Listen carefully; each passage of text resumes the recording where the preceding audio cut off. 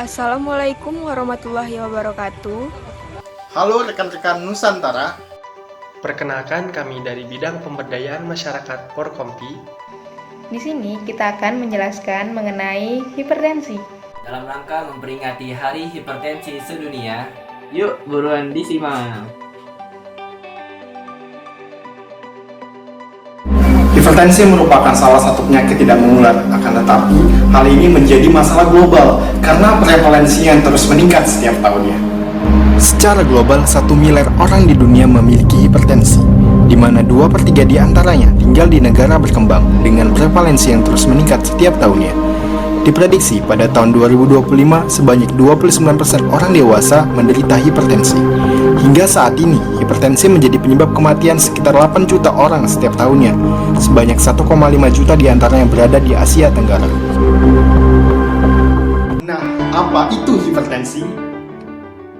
Hipertensi atau tekanan darah tinggi yaitu suatu peningkatan tekanan darah di dalam arteri. Pada pemeriksaan tekanan darah terdapat dua angka. Angka yang lebih tinggi disebut dengan sistolik, didapat ketika jantung berkontraksi, dan angka yang lebih rendah disebut dengan diastolik, didapat ketika jantung berelaksasi.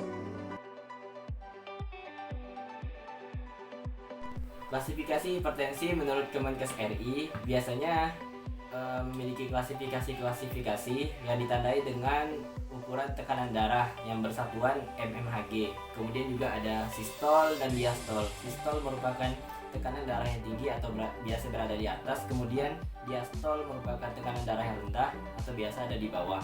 Biasanya bertuliskan misalnya 120/80 mmHg, artinya sistolnya 120 dan pernya 80 adalah diastol. Nah, jadi klasifikasinya adalah yang pertama optimal. Biasanya memiliki ukuran tekanan darah kurang dari 120 mmHg untuk sistol dan juga kurang dari 80 mmHg untuk diastol. Kemudian normal memiliki ukuran yaitu berkisar 120 mmHg sampai 129 mmHg untuk sistol dan juga 80 mmHg sampai 84 mmHg untuk diastol. Kemudian prahipertensi atau normal tinggi biasanya memiliki ukuran yaitu 130 sampai 139 mmHg untuk sistol dan juga 85 sampai 89 mmHg untuk diastol. Nah, biasanya individu ini memiliki resiko untuk mengalami hipertensi. Nah, bisa dicegah dengan cara mengubah gaya hidup atau pola hidupnya. Kemudian ada hipertensi tingkat 1. Biasanya memiliki ukuran 140 sampai 159 mmHg untuk sistol dan juga 90 sampai 99 mmHg untuk diastol. Nah, biasanya penderita sudah meminum obat atau mengkonsumsi obat mungkin hanya 1 butir saja dan juga memiliki risiko untuk kerusakan organ namun belum memiliki gejala-gejalanya. Kemudian ada hipertensi tingkat 2 yaitu memiliki ukuran lebih dari 160 mmHg untuk sistol sampai 179 mmHg dan juga lebih dari 100 mmHg sampai 120 mmHg untuk diastol. Nah, biasanya penderita ini sudah mengkonsumsi obat yang beragam, tidak hanya 1 buah, dan juga pastinya sudah mengalami kerusakan organ di dalam, namun belum memiliki gejala-gejala yang jelas. Kemudian hipertensi tingkat 3 atau hipertensi yang sudah krisis. Nah, biasanya memiliki ukuran lebih dari 180 mmHg untuk sistol dan juga 120 mmHg untuk diastol. Nah, biasanya penderita sudah mengalami kerusakan organ yang pastinya dan juga mengkonsumsi obat-obatan dan sudah memiliki gejala-gejala yang jelas seperti nyeri punggung, kemudian sesak nafas, kemudian nyeri di dada dan juga penglitus dan mulai kabur dan lain-lain. Nah, biasanya ini harus segera ditangani dan harus segera pergi ke dokter untuk penanganan lebih lanjut. Kemudian ada hipertensi sistolik terisolasi. Nah, ini terjadi secara tiba-tiba dan biasanya terjadi pada usia lanjut atau usia tua, biasanya berkisar umur 60 tahun. Nah, hipertensi ini terjadi yaitu ditandai dengan selisih antara sistol dan diastol yang terlalu jauh. Nah, jadi biasanya ditandai dengan ukuran sistol 140 mmHg dan diastolnya kurang dari 90 mmHg. Nah, ini menunjukkan bahwa terjadi kerusakan atau kelainan pada jantungnya dalam memompa darah. Yang artinya di situ mungkin kemungkinan ada lemak sehingga tekanan darahnya berselisih sangat jauh. Nah, itu merupakan klasifikasi hipertensi. Faktor risiko hipertensi. Nah, biasanya faktor risiko hipertensi ini terjadi pada hipertensi primer. Nah, yang belum diketahui penyebab pastinya apa. Faktor-faktor risiko tersebut yang pertama ada usia.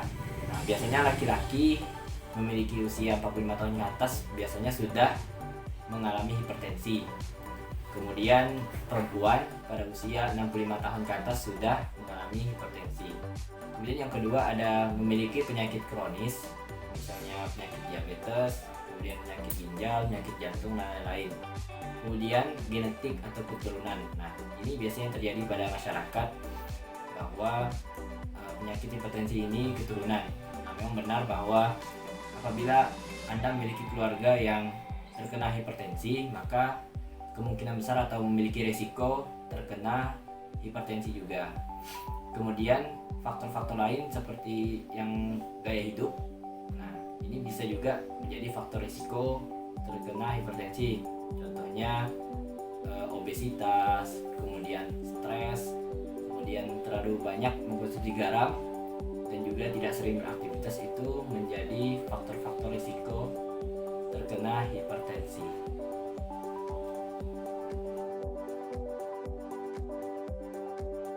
Teman pasti sering mendengar mitos tentang hipertensi. Misalnya, jika orang tua saya terkena hipertensi, saya juga pasti akan mengalami hipertensi. Ya, itu benar sekali, faktanya memang hipertensi ini bisa diturunkan dari riwayat keluarga. Namun, kalian dapat mencegahnya dengan menerapkan gaya hidup yang sehat sehingga bisa terhindar dari resiko terkena hipertensi. Kemudian juga yang biasa sering terdengar, saya harus menghindari olahan makanan yang mengandung garam dapur.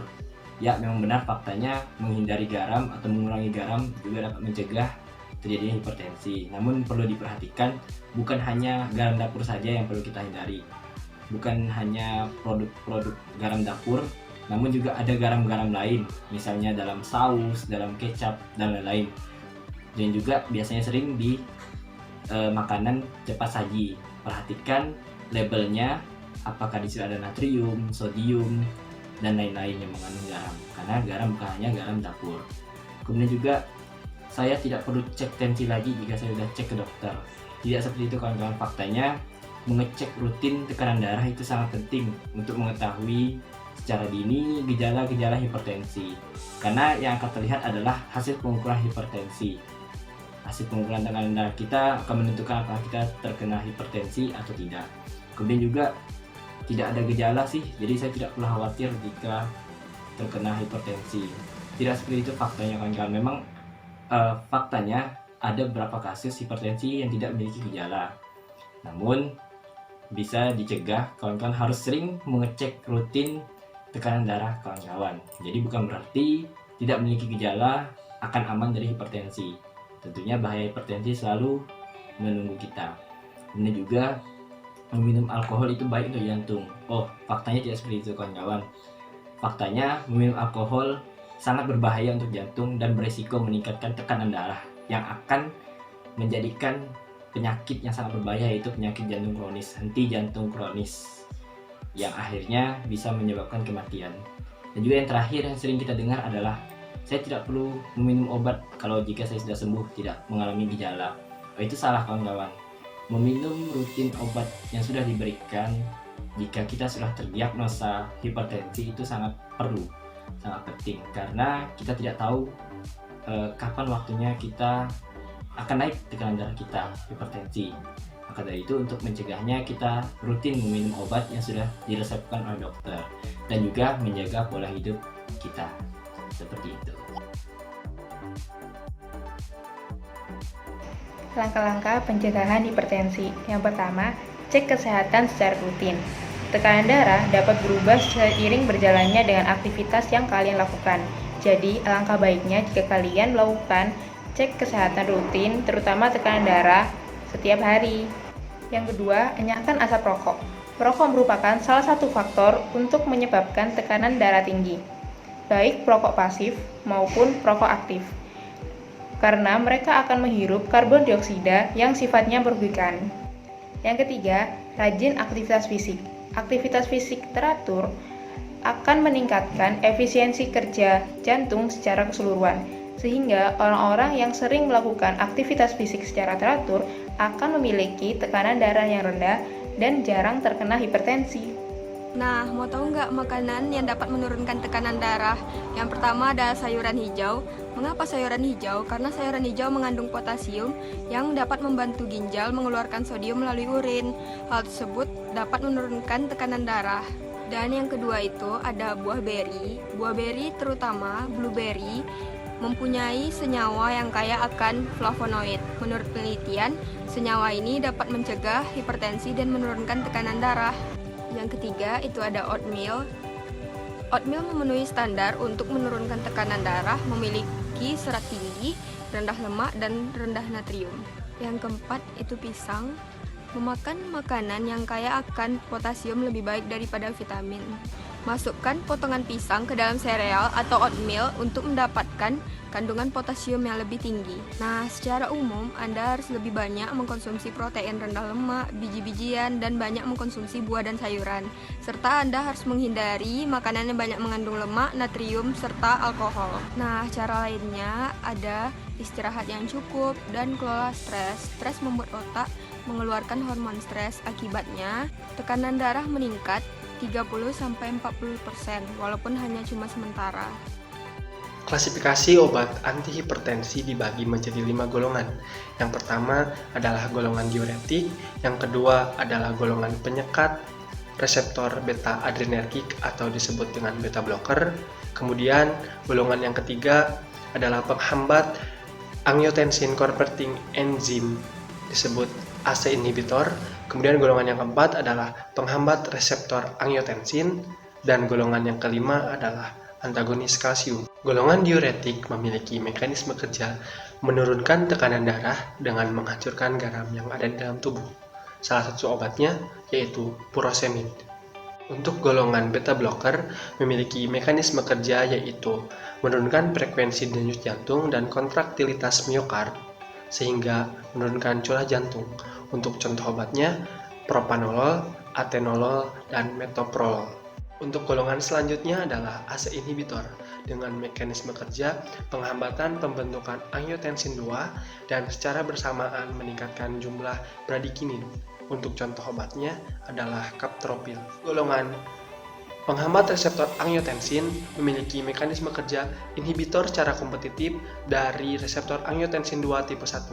Untuk contoh obatnya losartan, kandesartan, dan valsartan. Untuk golongan yang terakhir adalah antagonis kalsium dengan mekanisme kerja menghambat influx kalsium pada sel otot polos, pembuluh darah, dan miokard. Untuk contoh obatnya adalah amlodipin. Nah, gimana nih rekan-rekan Nusantara?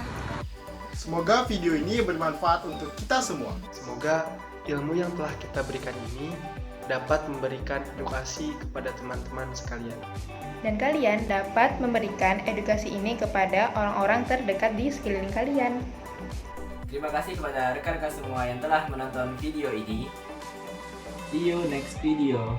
Ditunggu ya video-video selanjutnya. Bye. Wassalamualaikum warahmatullahi wabarakatuh.